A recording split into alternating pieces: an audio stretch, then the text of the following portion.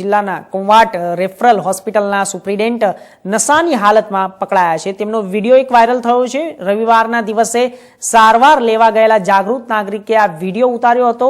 છોટાઉદેપુર જિલ્લામાં દિન પ્રતિદિન કથળતી આરોગ્ય સેવાની ફરિયાદ વચ્ચેનો એક વિડીયો વાયરલ થયો છે। ડોક્ટરે 31 ડિસેમ્બર પહેલા જ 31ની ઉજવણી કરી નાખી હોય તેવું લાગી રહ્યું છે। તો સરકાર આવા બેદરકાર અધિકારીઓ સામે કડક પગલાં ભરે તે જરૂરી છે।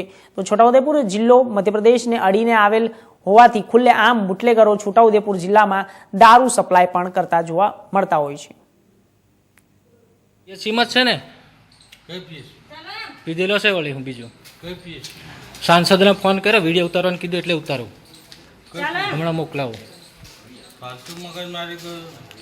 રમી રિપોર્ટ આજે રવિવાર છે રિપોર્ટ નહીં દેખવા ના પાડે ને એટલે આ બધા દર્દીઓ છે સારવાર નહીં કરી તમારે આગળ દવાખાને જવાનું છે ફોન કરું ને તમે રિપોર્ટ બતાવ્યો ને પછી વિડિયો ઉતારો તમે દેખાવ ના પાડીને આજે રિપોર્ટ ના દેખાય રવિવાર છે રજા છે બોલ્યા ને રજા છે ને આજે રવિવાર છે રજા છે ને બોલો બોલો